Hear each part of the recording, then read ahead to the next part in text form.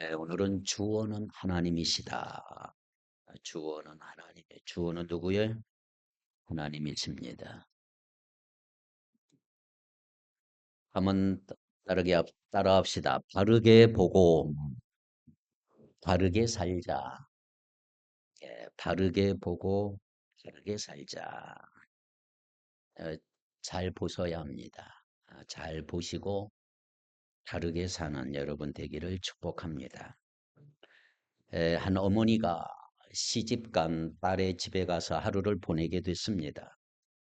잠을 자고 아침에 일어나 보니까 딸은 자고 있는데 사위는 일찍 일어나 혼자 밥을 차려 먹고 출근을 했습니다. 어머니는 사위가 잘하고 있구나 생각하면서 사위에게 고마움을 느꼈다 그래요. 딸의 집에서 기분 좋게 하루를 보낸 어머니는 이번엔 아들 집에 갔습니다. 다음 날 아침에 일어나 보니 며느리는 코뼈고 자고 있는데 아들이 아침 일찍 일어나 혼자 아침을 차려 먹고 출근을 합니다. 어머니는 아들이 한심하게 보였고 며느리가 괘씸하다는 생각을 했다고 합니다. 상황은 같은데 그 상황을 보고 느끼는 감정과 평가는 완전히 달랐다는 거지요. 딸의 입장과 아들의 입장이 이렇게 다를까요? 우리가 똑같은 상황을 만나더라도 그것을 어떻게 보느냐에 따라 느끼는 감정이나 평가는 완전히 달라질 수가 있습니다. 그런데 이러한 차이는 생각보다 훨씬 더 큰 문제를 가져올 수가 있습니다. 왜냐하면 우리가 어떻게 보느냐에 따라서 우리의 인생이 달라지기 때문에 그래요. 이스라엘이 하나님의 능력으로 애굽 땅에서 나와 광야로 가고 있을 때였습니다. 모세가 각 지파를 대표하는 사람을 한 명씩 뽑아서 가나안 땅을 정탐하기 위해 보내요. 그래서 12명의 12지파니까 12명을 뽑았어요. 40일 동안 저기 들어갈 가나안 땅을 살펴보라고 정탐을 시켰습니다. 자, 12명은 모두 똑같은 것을 보고 똑같은 것을 듣고 모두 같은 시간을 보내고 모두 같은 것을 경험하고 돌아왔습니다. 그런데 결과는 어떠했을까요? 12명은 서로 다른 평가를 하기 시작을 해요. 10명은 부정적인 평가를 했고 2명은 긍정적인 평가를 합니다. 무슨 말이죠? 어떻게 보느냐가 서로 달랐던 거지요. 무엇을 어떻게 보았느냐. 10명은 그 땅의 백성은 장대한 자들이고 자기 자신들은 메뚜기와 같이 별 볼 일 없는 존재라고 보고를 합니다. 그 땅의 백성을 결코 이길 수 없으니 우리 빨리 다시 애굽으로 돌아갑시다. 하지만 2명은 달랐어요. 여호수아와 갈렙 2명은 다르게 말합니다. 우리는 그 땅을 반드시 정복할 수가 있고 그들은 우리의 밥입니다. 그래서 누구 말이 맞아요, 여러분? 10명이 아니라 2명의 말이 맞았던 거지요. 여호수아와 갈렙이 다르게 본 것입니다. 그 결과 여호수아와 갈렙은 하나님의 인정을 받았고 약속의 땅 가나안 땅으로 들어갈 수 있는 특권을 얻었던 것입니다. 여러분, 어떻게 보느냐 하는 것은 생각보다 훨씬 더 중요한 문제라는 말이에요. 그렇습니다. 우리는 살면서 정말로 많은 일들을 만나게 돼요. 그리고 우리는 우리가 만나는 많은 일들을 어떻게 보느냐 따라 받아들이고 이해하는 것이 달라질 수가 있습니다. 결국 보는 것에 따라서 내 인생이 달라지는 것입니다. 그래서 우리가 주님 안에서 잘 살기 위해서는 다르게 보아야 합니다. 여호수아와 갈렙이 그랬던 것처럼 우리는 다르게 볼 때 다르게 살 수가 있는 거예요. 아멘.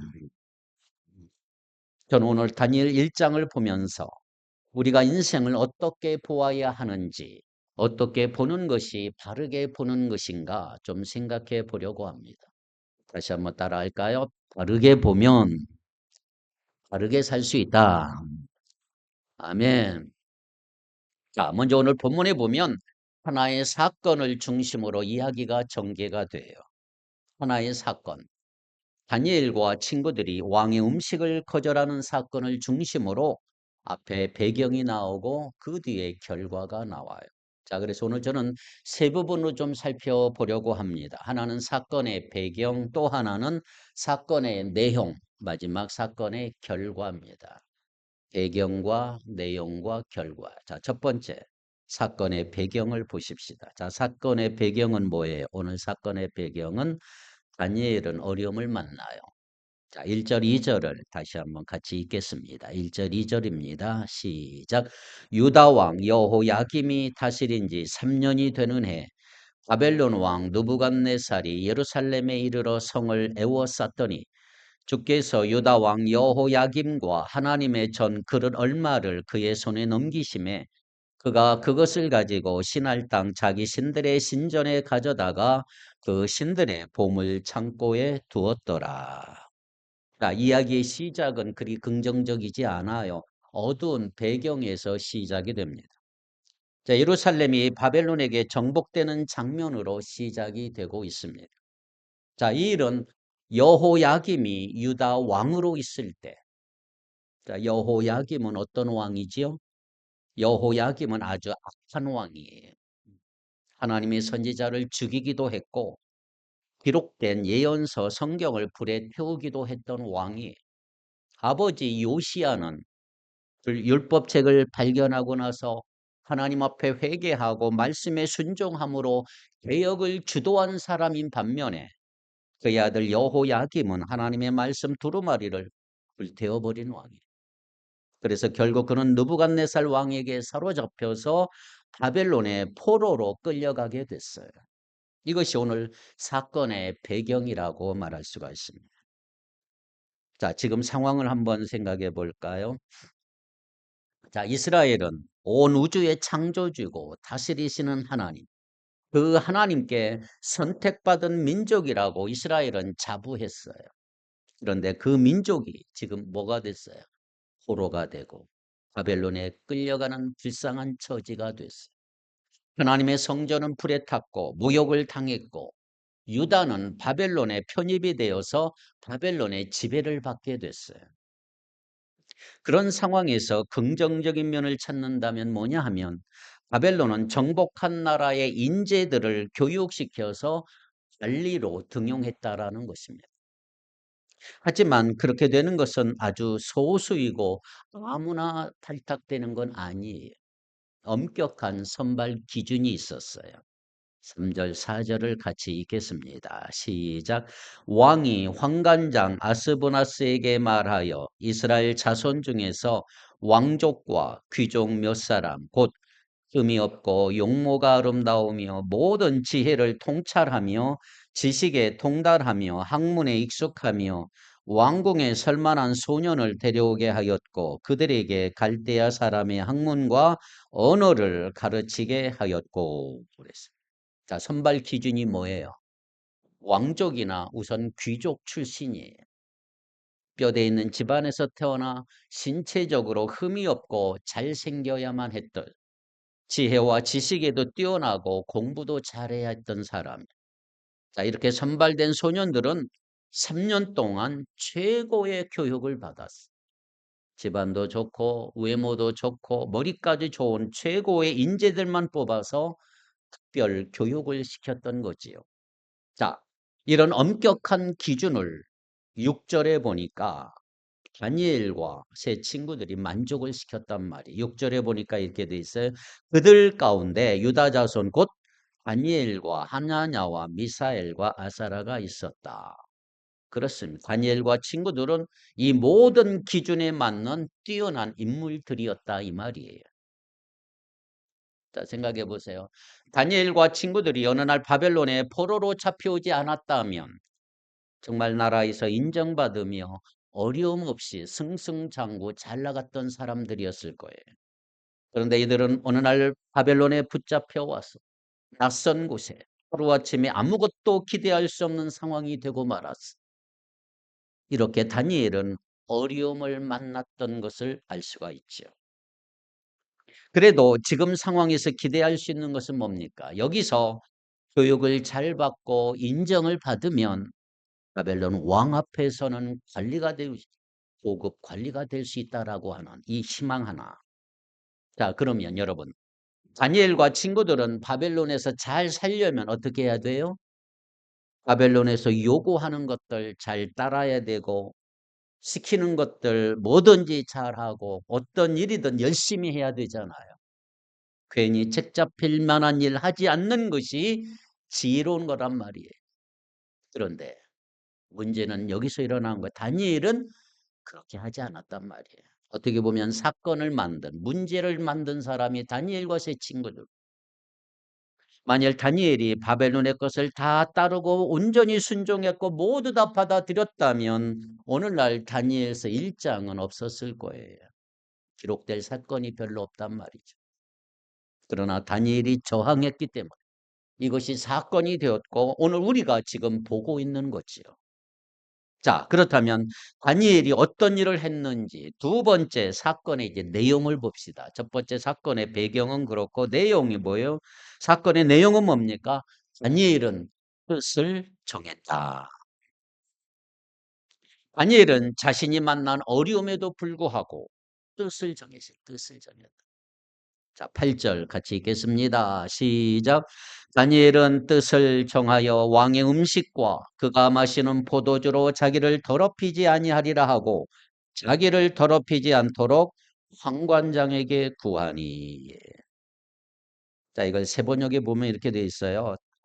다니엘은 왕이 내린 음식과 포도주로 자기를 더럽히지 않겠다고 마음을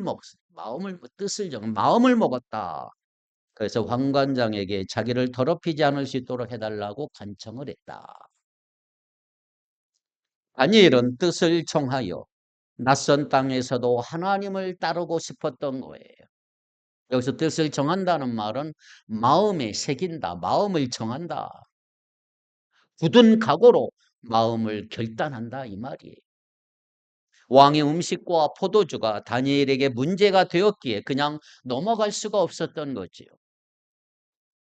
왜 문제가 되었는지 성경은 설명되지 않지만 왕의 음식을 거절하고 채식을 했던 것을 보면 왕의 음식에서 고기가 문제라는 것을 생각할 수가 있어요. 아마 왕의 음식에는 율법에는 그만 부정한 고기들이 있었을 것이고 당시에 짐승을 잡으면 우상을 섬기는 신전에 가지고 가서 포도주와 함께 바치는 경우가 있었기 때문에 문제가 되었던 것 같아요.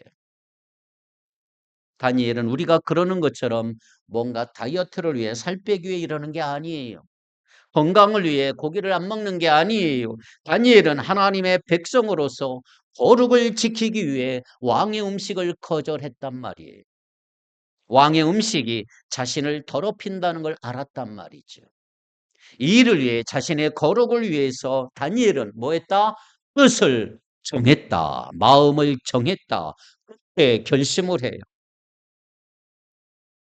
그렇다면 여러분 한번 생각해 보시죠. 이런 결심이 쉬울까요? 이렇게 하는 일이 쉬운 일입니까?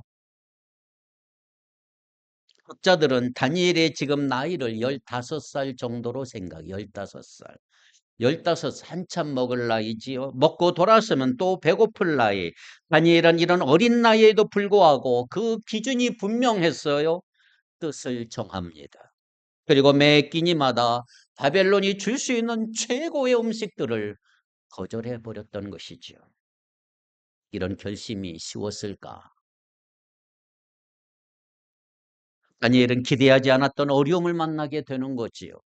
거짓 우상들을 섬기는 그 타락한 종교와 문화 속에서 살아야만 했고 하나님이 선택하신 이 민족 이스라엘이 이방인에게 무너졌고 그들의 포로가 되어 그들의 손에 붙들려 있는 거예요. 그럼에도 불구하고 과연 이런 상황 속에서 하나님을 신뢰할 수 있었을까? 여러분 그 당시 왕의 음식을 거절하는 것은 왕의 명령을 거역하는 반역죄지요. 그래서 황관장이 이렇게 말하는 거죠. 자, 10절을 같이 한번 읽어보세요. 뭐라고 얘기하는 시작. 황관장이 다니엘에게 이르되 내가 내 주 왕을 두려워하노라. 그가 너희 먹을 것과 너희 마실 것을 지정하셨거늘 너희의 얼굴이 초췌하여 같은 또래의 소녀들만 못한 것을 그가 보게 할 것이 무엇이냐? 그렇게 되면 너희 때문에 내 머리가 왕 앞에서 위태롭게 되리라 하니라. 야, 너희가 먹고 마실 걸 정해 주신 분은 나의 상전 임금이야.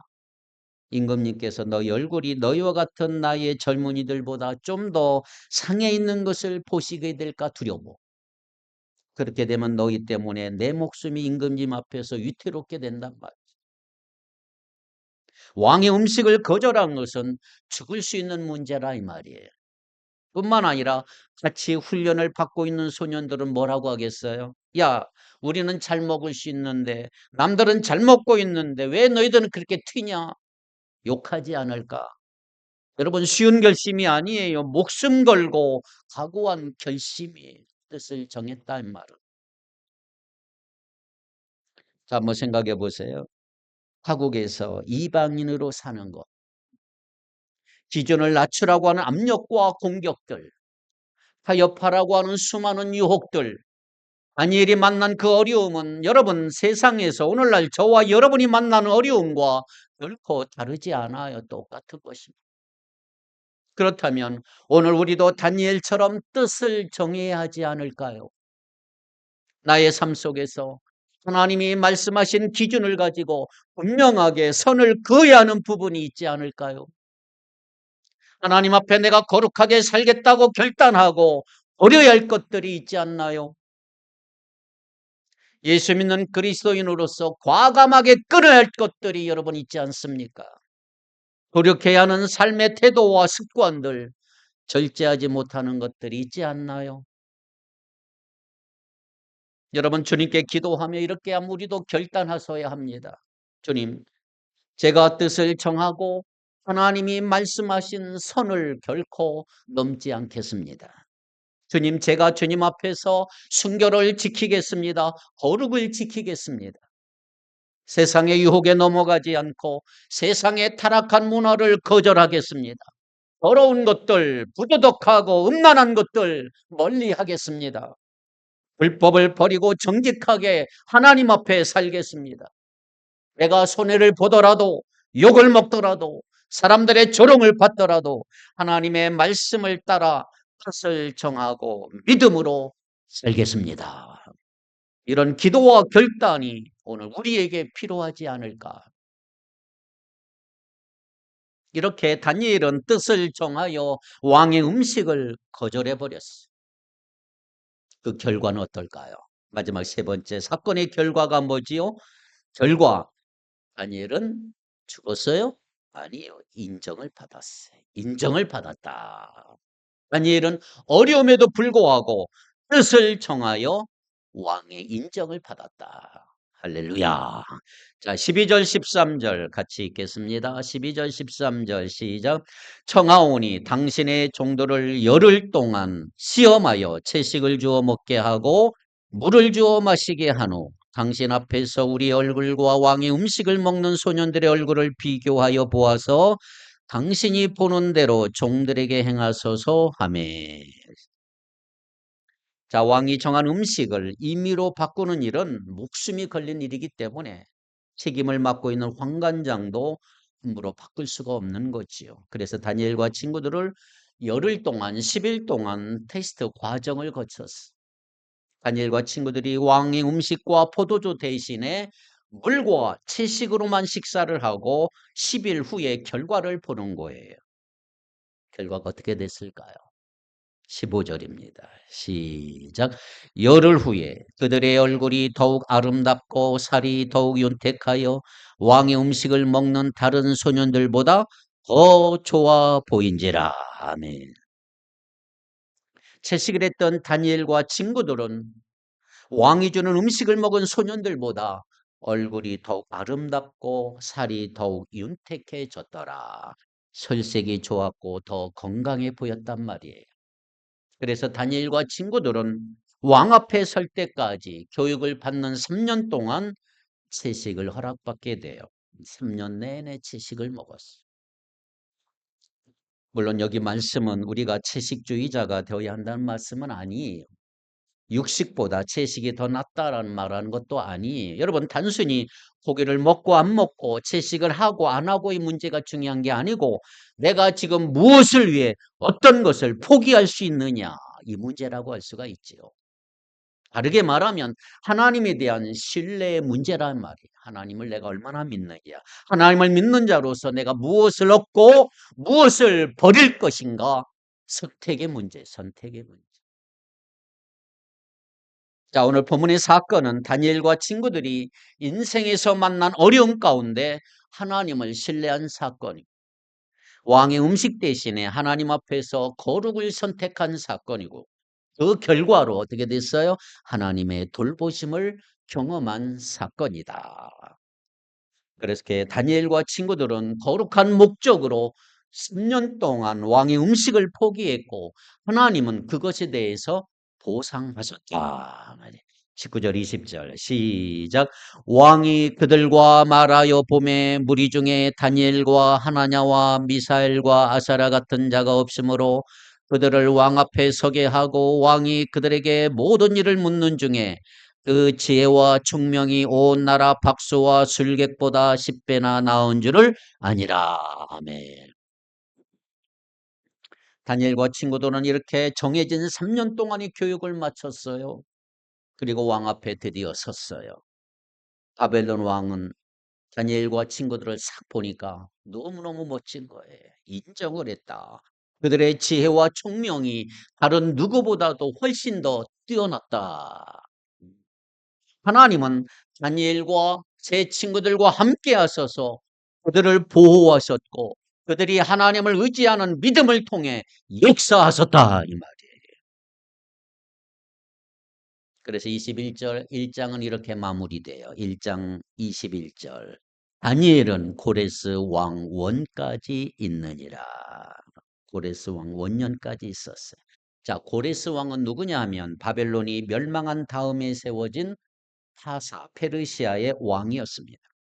다니엘은 하나님의 돌보심으로 이스라엘을 멸망시킨 바벨론보다 더 오래 살아남아서 페르시아 정치에도 관여하며 계속해서 왕을 섬기는 일을 했던 위대한 인물이 되었던 것입니다. 여러분, 세상의 눈으로 봤을 때 누구보다 빨리 목숨을 잃을 것 같았던 다니엘인데 하나님을 향한 믿음으로 누구보다 위험한 길을 선택했던 다니엘인데 이스라엘이 멸망할 때에도 그 막강한 나라 바벨론이 멸망할 때에도 다니엘은 여전히 하나님을 향한 믿음으로 강건했으며 하나님이 허락하신 일을 끝까지 충성스럽게 감당했던 사람이 다니엘이었단 말이죠. 자, 저는 세 가지 말씀드렸어요. 오늘의 사건의 배경, 내용 그리고 결과를 보았어요. 자, 배경은 뭐라고요? 다니엘이 어려움을 만난 것이 배경이고 두 번째 내용은 뭡니까? 다니엘이 뜻을 정한 것이고 세 번째 결과는 다니엘이 인정을 받았다. 예. 다니엘은 오른 말씀에서 우리가 따라야 될 본이 되고 다니엘처럼 살아야 한다는 교훈을 얻을 수가 있어요. 자, 이제 진짜 중요한 걸 말씀드리려고 해요. 자, 우리가 바르게 보고 다르게 살기 위해서는 부족한 게 하나 있어요. 진짜 중요한 게 하나 남아있어요. 자, 오늘 본문을 다시 잘 보세요. 똑같은 동사가 반복이 되어 있어요. 주다. 주다라는 단어인데 우리 성경에는 각각 다르게 기록이 되어 있어요. 자, 첫 번째 사건의 배경에서 2절을 보세요. 2절.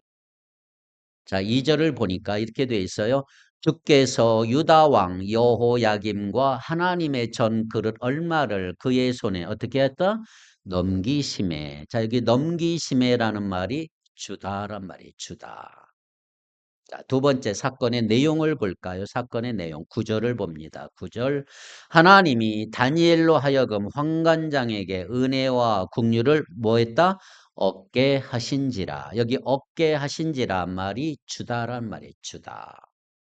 자, 세 번째 사건의 결과를 볼까요? 17절을 같이 읽겠습니다. 시작.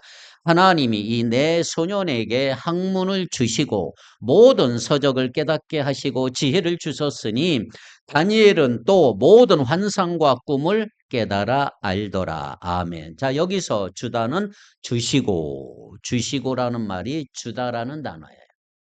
자, 세 차례에 걸쳐서 주다라고 하는 동사가 나와요. 그러면 이 동사들의 주어가 뭐예요? 본문에서. 누가 주었다는 거예요? 주어는 모두 똑같아요. 누가 주었어요? 주어는 하나님이다. 하나님이시다. 자, 2절 보세요. 주께서 유다 왕 여호야김과 하나님의 전 그를 얼마를 그의 손에 넘기셨다. 주께서 넘기셨다. 주께서 주었다. 9절 보니까 하나님이 은혜와 긍휼을 얻게 하신지라. 주었단 말이에요. 주었다. 세 번째 사건의 결과 17절에 보니까 하나님이 이 내 소년에게 학문을 어떻게 했다? 주시고 주었다. 하나님이 주셨다 이 말이에요. 주어는 다 하나님이에요. 주신 분은 하나님이에요. 하나님. 다니엘이 어려움을 만났고 다니엘이 뜻을 정했고 다니엘이 인정을 받았어요. 그냥 보면 다니엘이 주어라고 생각할 수 있어요. 하지만 다르게 보면 누가 주어냐? 주어는 하나님이에요. 하나님. 다니엘이 어려움을 만났어요. 그런데 바르게 보면 하나님이 다니엘에게 어려움을 허락하셨다. 어려움을 허락하셨다. 다니엘이 뜻을 정했어요. 그런데 바르게 보면 하나님이 뜻을 정한 다니엘에게 뭘 줬어요? 은혜와 긍휼을 얻게 하셨다. 다니엘이 인정을 받았다 그랬어요. 그런데 바르게 보면 하나님이 다니엘에게 지혜와 지식을 주셔서 인정을 받게 하셨다. 할렐루야. 눈에 보이는 건 다니엘이지만 눈에 보이지 않는 하나님이 모두 다 하셨다 이 말이에요. 하나님이 주어가 되셔서 다니엘을 위해 행하셨단 말이에요. 그래서 오늘 본문은 이스라엘이 처음부터 바벨론으로 끌려오게 된 일부터 모든 일의 주관자가 누구인지를 분명하게 말씀하고 있는 거예요. 하나님이 다 주관하셨더라. 세상의 눈으로 보면 이스라엘이 바벨론으로 끌려오게 된 거, 이스라엘이 바벨론에게 패배한 결과로 보이겠지만 바르게 보면 하나님이 이스라엘을 바벨론의 손에 넘겼단 말이에요. 이 일은 하나님이 이미 100년 전에 선지자 이사야 선지자를 통해서 히스기야 왕에게 하셨던 말씀이 그대로 성취된 거예요. 예언이 이루어진 것입니다. 세상의 눈으로 보면 다니엘과 친구들이 왕의 음식을 거절하고 살 수 있었던 것은 그들이 황관장과 좋은 관계에 있었기 때문이라고 보이겠지만 바르게 보면 하나님이 은혜와 긍휼을 얻도록 인도하셨다. 세상의 눈으로 보면 다니엘과 친구들이 어떤 지혜자보다 훨씬 더 뛰어난 것은 바벨론 왕의 명령대로 바벨론에서 교육한 결과로 보이겠지만 다르게 보면 하나님이 이들에게 지혜를 주셨다. 지혜 주신 분이 하나님이시다. 그래서 다니엘이 만난 어려운 환경도 다니엘이 얻은 사람의 은혜도 다니엘이 받은 지혜도 모두 다 하나님으로부터 주어진 줄 믿습니다. 하나님이 주어가 되셨다 말이에요. 하나님이 그 선하신 뜻을 위해 그 뜻대로 역사하신 줄 믿습니다. 여러분, 때로는 하나님을 믿는 우리들 당하는 어려움, 고통, 아픔 우리는 다 이해할 수가 없어요. 여러분들이 당하는 아픔과 힘듦, 고통, 어려움들 우리는 다 이해할 수가 없어요. 하지만 분명한 거 있어요. 보이지 않는 곳에서 하나님은 그 모든 거 여전히 다스리고 계신다는 거죠. 그래서 우리가 이 사실을 기억하고 지금 나에게 주어진 환경을 바르게 보면 불평하지 않고 바르게 살 수가 있는 거예요. 지금 내가 만난 어려움으로 실족하지 않고 낙심하지 않고 바르게 반응할 수가 있는 거예요.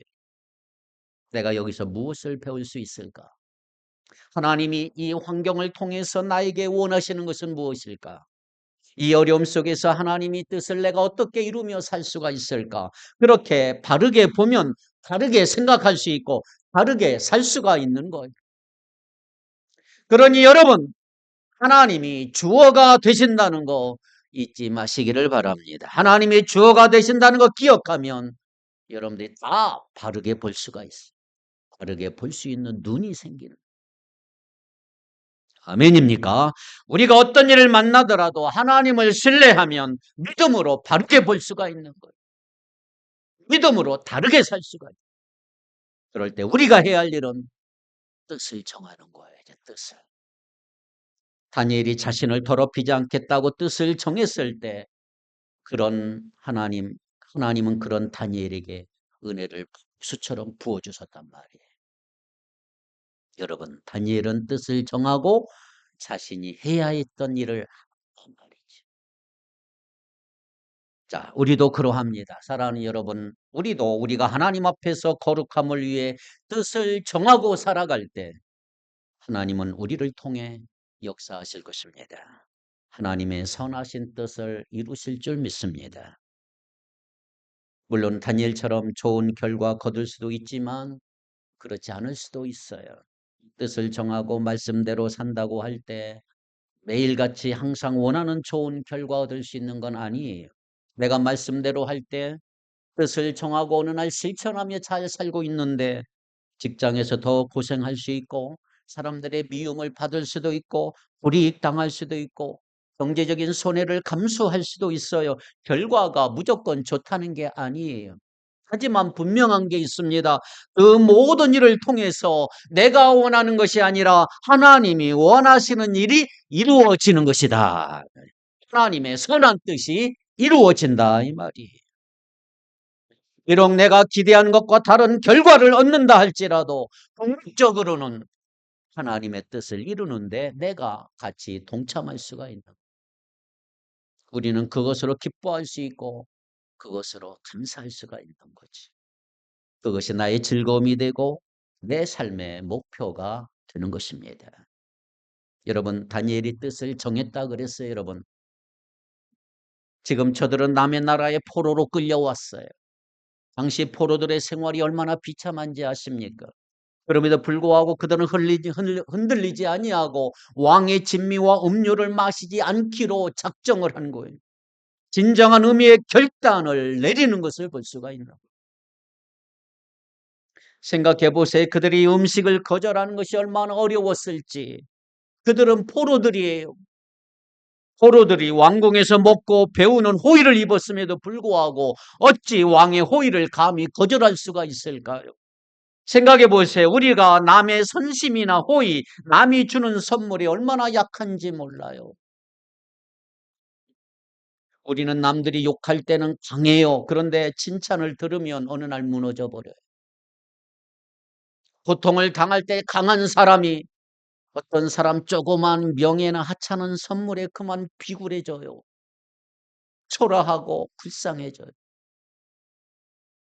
고난당할 때는 용기가 있다고 스스로 자인하던 사람이 명예 앞에, 물질 앞에, 선심 앞에서 어이없이 무너지는 걸 얼마나 많이 보는지 몰라요. 그러나 다니엘과 세 친구를 보세요. 달랐어요. 그들은 포로된 자들로서 감히 왕의 호의를 거절을 했어요. 더구나 왕의 명령을 어겼다고 죽을지도 모르는 그 상황. 하나님을 바로 섬기는데 방해가 된다고 생각할 때 차없이 단호한 결단을 내렸던 친구들. 청결하게 살고자 하나님만 바로 섬기고자 그로 인해 불이익을 당하고 어려움을 겪고 심지어 죽음이 온다고 해도 아랑곳하지 않았던 다니엘과 세 친구들을 보십시오. 여러분, 결단은 하나를 선택하기 위하여 다른 것을 버리는 것을 의미합니다. 내가 무엇을 선택할 때 선택하는 것 외에 나머지는 버릴 수밖에 없어요. 그러므로 선택하는 결단은 동시에 버리는 결단이고 포기하는 결단이라고 말할 수가 있는 거지요. 아무리 귀하고 가치 있는 것이라 할지라도 하나님을 섬기는데 방해되는 것이 있습니까? 버릴 줄 알아야 됩니다. 어느 때까지 둘 다 거머쥐고 살 수는 없어요. 비록 손해가 되고 욕을 얻어먹어도 어려움을 당한다 할지라도 하나님을 섬기는데 방해가 되는 것이 있다면 버리는 은혜가 여러분에게 있기를 바랍니다. 우리들의 가장 큰 문제가 뭔지 아세요? 그리스도인들의 가장 큰 문제는 하나님의 어떤 요구에 대하여 진실한 응답이 없고 무엇인가 희생의 값은 지불하지 않고 오히려 싸구려 은혜만을 요구하고만 있는, 하나님이 어느 날 우리에게 요구하시는 게 있어요. 너 좀 헌신 좀 해라. 너 좀 인내를 가져라.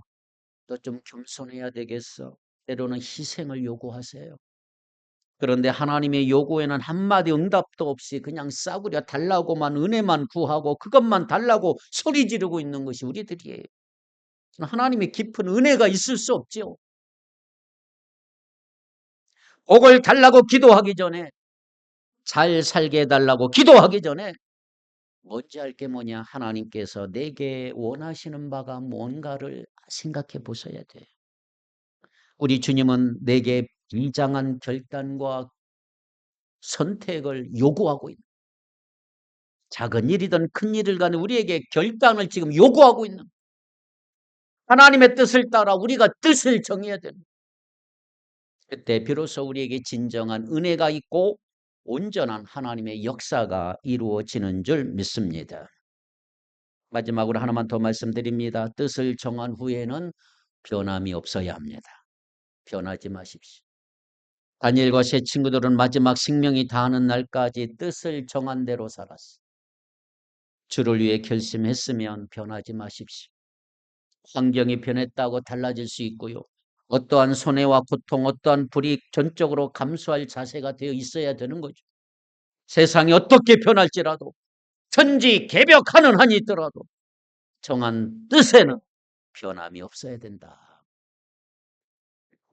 변하지 않는 사람, 심지가 견고한 사람, 하나님은 그를 사랑하시고 보호하시고 그에게 하나님 은혜를 베풀어 주시는 것입니다.